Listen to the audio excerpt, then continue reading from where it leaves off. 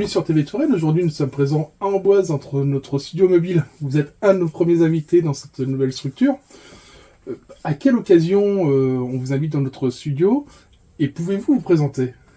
Alors, je suis Frédéric Pasco, je suis là, je vis en tant qu'écrivain, finalement, pour mon premier livre. J'étais anciennement proviseur au lycée Chaptal à Amboise. Et puis maintenant, je suis proviseur au lycée Jean Monnet à Joué-les-Tours. Voilà.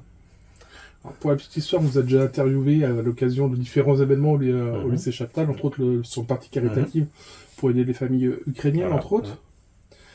Et ce qu'on a pu voir, et même dans votre ouvrage, c'est que vous êtes quand même quelqu'un d'assez ouvert et très axé sur l'aide à son prochain. Oui, c'est en fait, c'est un peu le cœur de mon métier. Alors, c'est un développement personnel un peu long, hein, mais je pense qu'on ne rentre pas dans l'éducation nationale si on n'aime pas au moins les élèves au départ. Et puis, ce que je dis souvent aux gens qui veulent devenir personne de direction, c'est que devenir chef d'établissement, si on n'aime pas les gens en général, c'est-à-dire les profs, les parents d'élèves, les élèves, enfin tous ces gens-là, les années de travail risquent d'être longues. Et du coup, c'est vrai que c'est le cœur de mon métier, c'est m'occuper des gens, ouais. Et malheureusement, une épreuve de la vie vous a emmené à éditer ce livre. Pouvez-vous plus nous parler de cet ouvrage et des raisons de l'écriture de ce livre?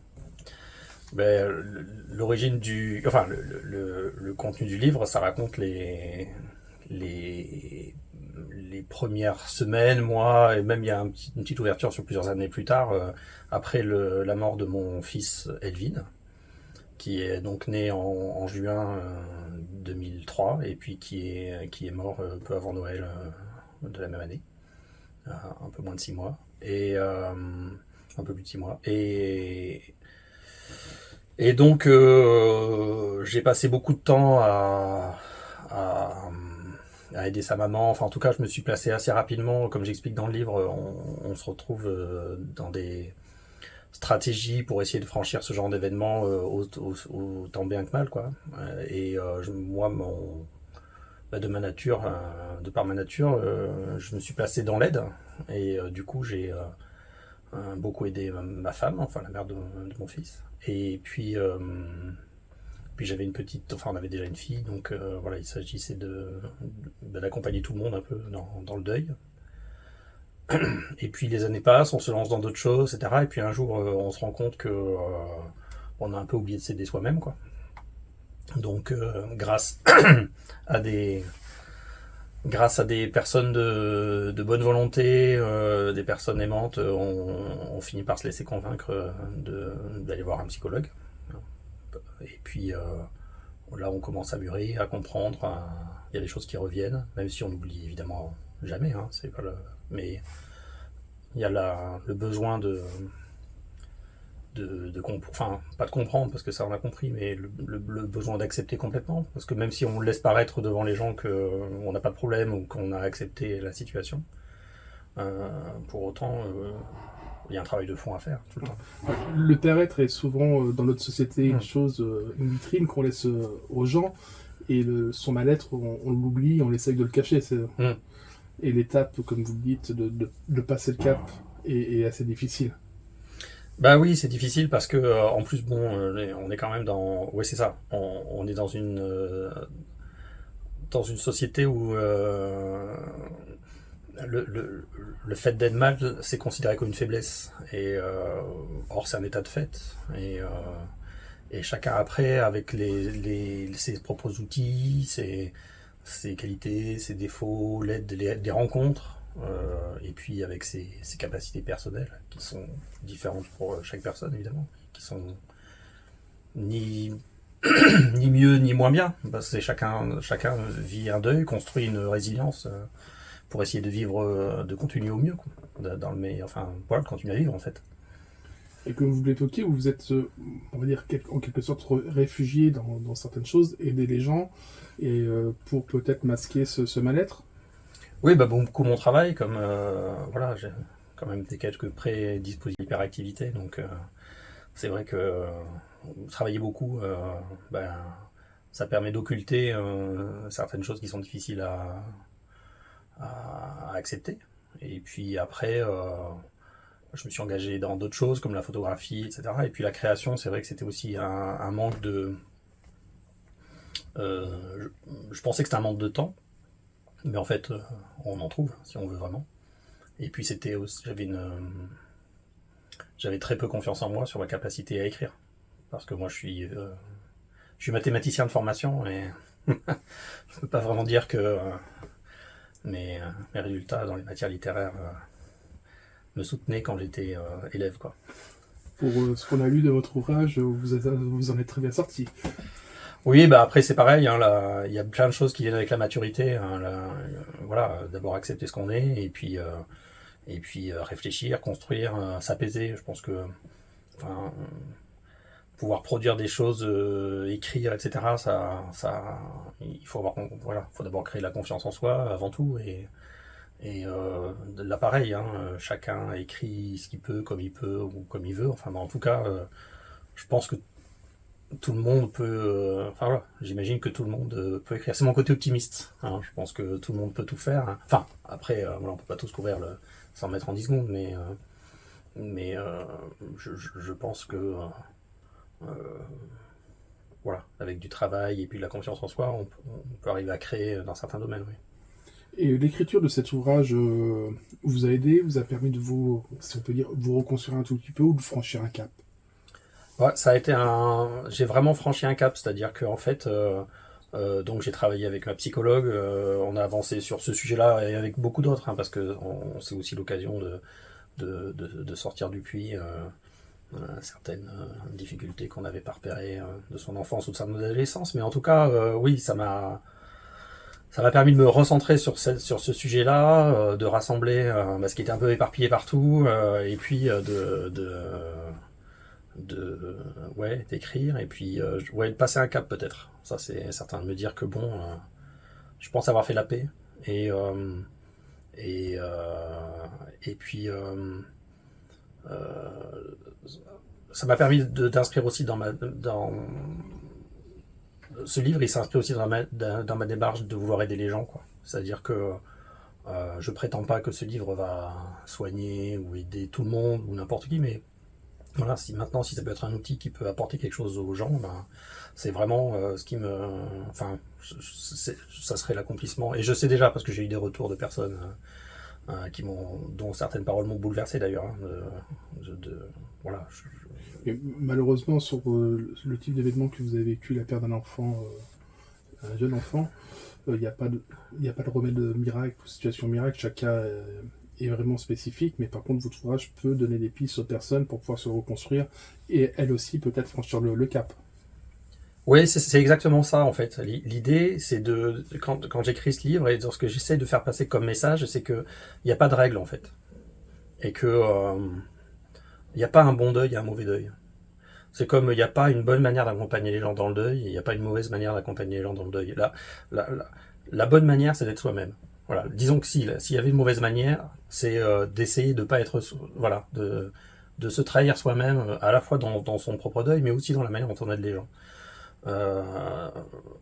Si on aime la personne qu'on va accompagner, ou si on lui porte de l'intérêt, parce qu'on n'est pas obligé on peut aider dans le deuil des gens dont on n'est pas extrêmement proche, on peut quand même apporter quelque chose. Mais je pense que ce qui est important, c'est comprendre la personne qu'on va aider, enfin essayer de la comprendre, et après, en fonction de ça, être sincère, quoi. Et pas cacher. De toute façon, c'est pas la peine d'aller faire croire qu'on va aider les gens. Ça, moi, évidemment, et c'est normal parce que la société est aussi faite comme ça, mais il y a certaines personnes qui ont fait parce qu'on dit des choses parce qu'il fallait le dire. Bon, alors après, certaines l'ont fait avec sincérité, d'autres moins. Mais ça se voit quand c'est pas... Enfin, c'est pas utile dans ce cas-là. Autant rien dire, quoi.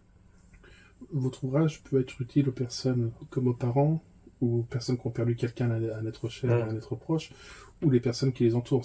Moi, c'est le ressenti que j'ai eu en lisant votre ouvrage. C'est vraiment... on peut retrouver des écrits de lettres que vous avez reçues. C'est vraiment touchant, et ça montre aussi l'importance des personnes qui nous entourent. Même comme vous dites, si c'est une aide peut-être même quelquefois maladroite, c'est toujours important de la... Oui, quand on reçoit ces lettres, donc c'est un moment où les gens reçoivent habituellement des courriers de bonne année, etc. Moi, je reçois des lettres de condoléances. C'est un moment un peu particulier et compliqué, mais moi, ce que j'ai fini par comprendre en analysant tout ça, en réfléchissant sur ce qui s'était passé, c'est que l'important, c'est de recevoir des lettres, en fait. Et je le dis à un moment aussi dans le livre, c'est que en fait, on a l'impression d'être vivant quand on reçoit les lettres, et en fait, il y a une succession de deuils qui arrivent les uns après les autres. C'est bon, Elvin, il est encore, évidemment, il est mort, d'accord, mais il est présent puisque il y a des lettres, je reçois des lettres qui en parlent, d'accord. Et qu'on pense à lui. Et qu'on pense à lui, voilà, et qu'on pense à nous aussi.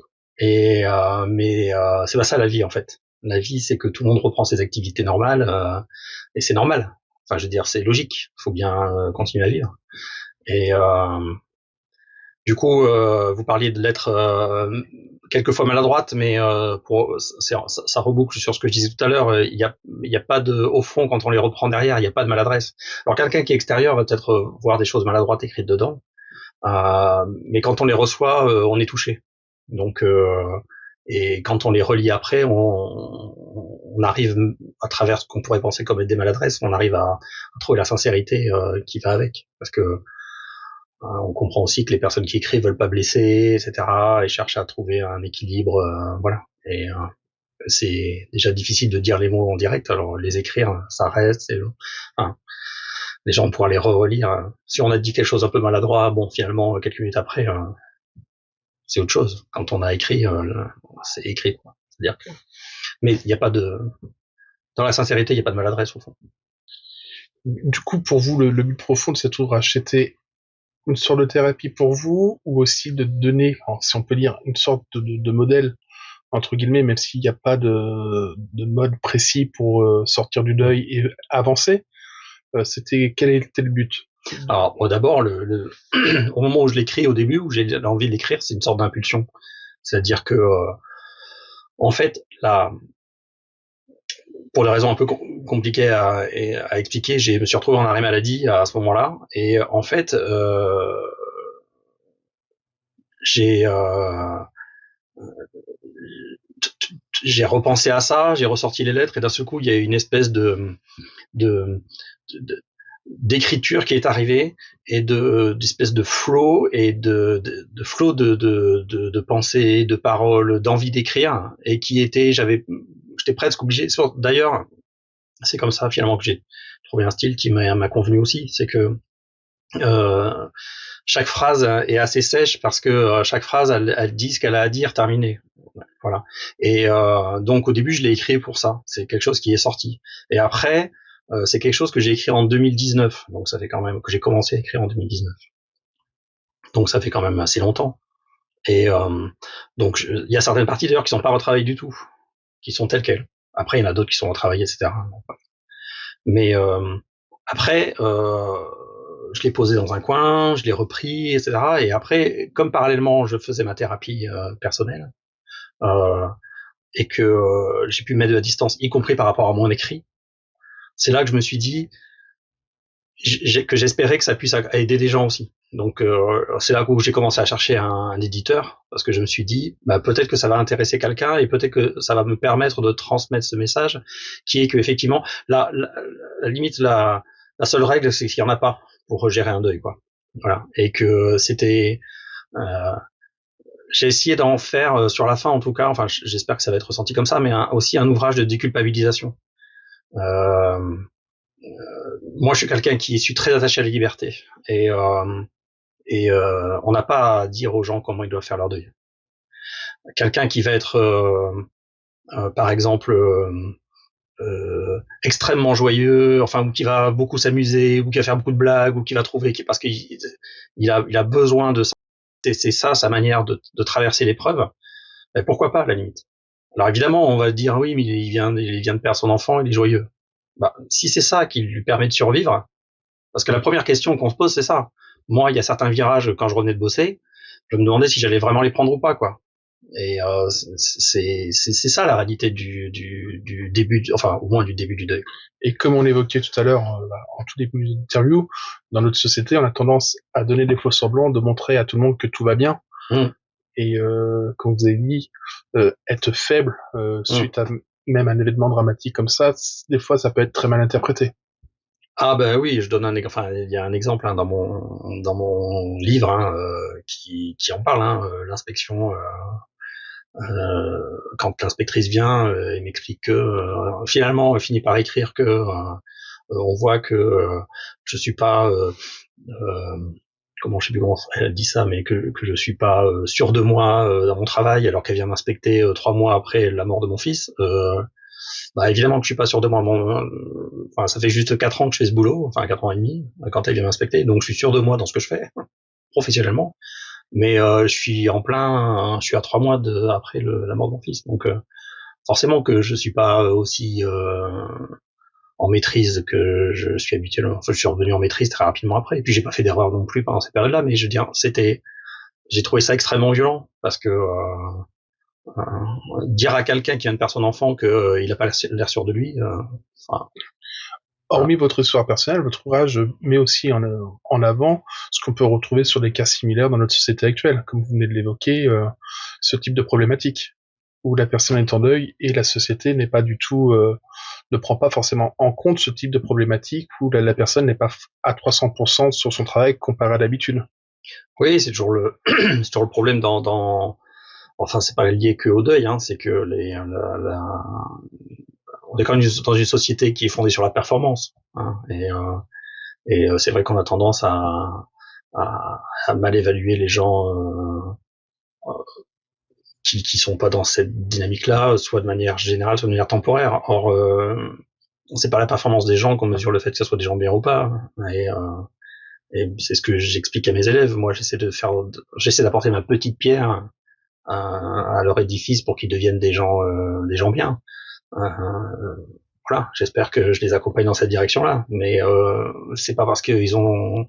j'ai pas plus de respect pour un élève qui a 18 de moyenne que pour un élève qui a 12 ou même 5, je veux dire, c'est pas le problème, ça c'est ses performances parfaites, tant mieux s'il a 18, d'accord, mais s'il arrive à se transcender dans l'effort scolaire, ce qui est l'objectif 1 de l'école, d'accord, d'aller plus loin que ce qu'il pensait capable de faire, et puis qu'en même temps il devient quelqu'un qui a des valeurs, qui est bien dans ses baskets, qui se fait plaisir, voilà, c'est un peu marre de la performance permanente, quoi. C'est essayons de faire une société apaisée avec des gens qui soient un peu moins dans le jugement des autres, qui respectent ce qu'ils sont, comment ils sont, voilà. Et puis peut-être que les choses iront un tout petit peu mieux, mais bon, c'est un vœu pieux. Qui est très bon vœu. Où est-ce que peut-on retrouver votre ouvrage actuellement, pour les personnes qui seraient intéressées pour l'acheter et pour le lire? Alors, on peut le retrouver. Alors d'abord, j'ai fait une page dédiée. Je suis aussi photographe à mes heures perdues, s'il m'en reste. Donc j'ai un site site internet où je mets mes photographies, qui est accessible depuis ma page Facebook ou mon compte Instagram. Donc j'ai dédié une page à ça, où on retrouve tous les moyens d'obtenir le livre. Mais puisque tout le monde n'a pas internet, ou que je peux le dire directement. Alors on le retrouve soit en librairie, soit en ligne. Alors en librairie, on le trouve lui approuvé, en particulier en Amboise, puisqu'on est en Amboise. On le trouve aussi à la boîte à livres à Tours, enfin à différents lieux. On le retrouve à Blois, à librairie, dans certains centres culturels Leclerc à Vendôme. On le retrouve dans 2 librairies, le centre culturel Leclerc. Et puis après, on peut le commander en ligne directement auprès de l'éditeur. Donc l'éditeur, c'est La Cimar. Donc une petite recherche, et puis on peut le trouver même sur Amazon depuis une semaine. C'est la grande révolution. Et on tape dans le moteur de recherche "tu ne seras jamais un homme, mon fils", et paf, c'est ça qui sort, c'est ce qui sort en premier, donc on peut l'acheter directement en ligne sur Amazon. On vous remercie pour nous avoir accordé cette interview toute particulière pour nous, et surtout de vous avoir sur notre plateau, ayant eu la chance de travailler avec vous sur d'autres projets, en espérant vous revoir sur notre plateau pour d'autres actions que vous pourrez mener, et très bonne continuation à vous. Merci beaucoup, et puis vous pourrez me retrouver, là c'est une petite info première main, c'est je serai lu et approuvé en dédicace le samedi 21 septembre de 15h à 18h. Donc j'espère que je pourrai vous y retrouver aussi. Très bien, chers viewers, n'oubliez pas de noter cette date pour retrouver Frédéric Pascot à lui approuvé en Boisse pour une dédicace de son ouvrage. Merci, à très bientôt. Merci, au revoir.